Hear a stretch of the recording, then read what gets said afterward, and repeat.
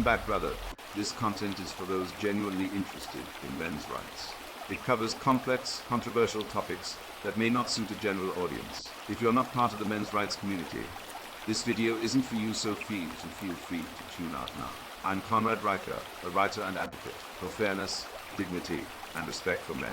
This movement isn't about division, but addressing systemic injustices in divorce, family law, and societal expectations. Inspired by hard-working men unfairly stripped of their rights, I write for balance and justice. Together, we can change the narrative. Please like and subscribe if you appreciate this video, as it will help get the word out to those who need it. Thank you. Please relax and enjoy.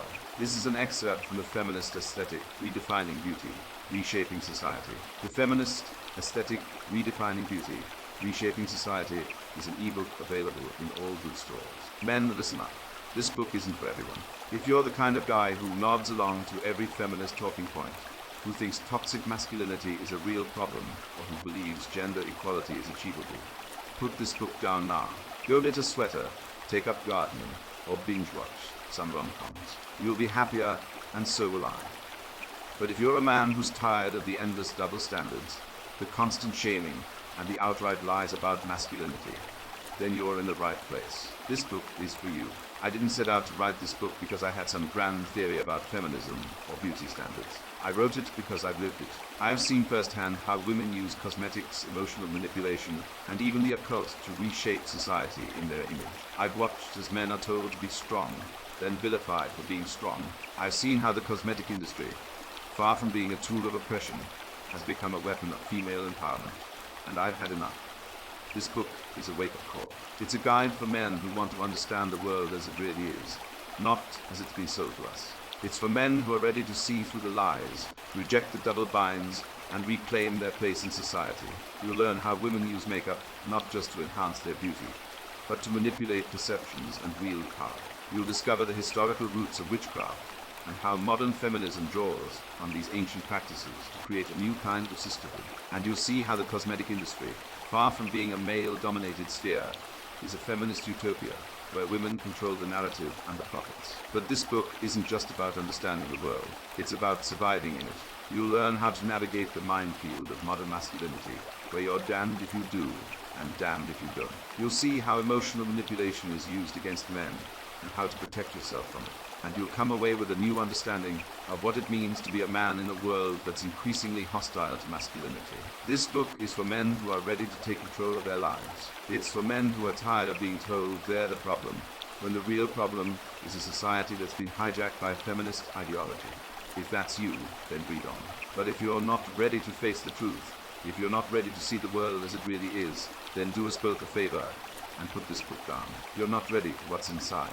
With the introduction completed, we are jumping to an extract from the book. Men and women have always had different roles in society, and this isn't some grand conspiracy cooked up by the patriarchy. It's biology, plain and simple. Men on average are physically stronger, with 40-60% more upper body strength than women. This isn't a value judgment, it's a fact. In early human societies, this strength made men the natural choice for hunting, warfare, and physical labor. Women, on the other hand, have always been the primary caregivers. This isn't because society forced them into it. It's because women are biologically equipped to bear and nurture children. Breastfeeding alone ties a mother to her infant in a way no man can replicate. These roles weren't arbitrary. They were survival strategies. If men didn't hunt and protect, the tribe starved or got wiped out. If women didn't nurture and care for children, the tribe didn't survive to the next generation. It's not oppression, it's pragmatism. Fast forward to the Industrial Revolution, and you see how these roles began to shift but not disappear.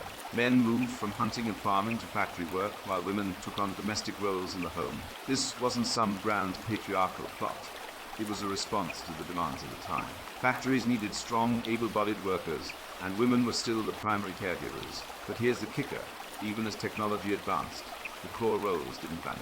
Men still gravitated toward physically demanding jobs, while women continued to dominate fields like nursing and teaching. Why? Because these roles align with our biological tendencies. You don't see many women lining up to be lumberjacks or construction workers, and you don't see many men clamoring to be kindergarten teachers. That's not sexism, It's human nature. Now let's talk about the dangers of dismissing these historical roles as outdated or oppressive.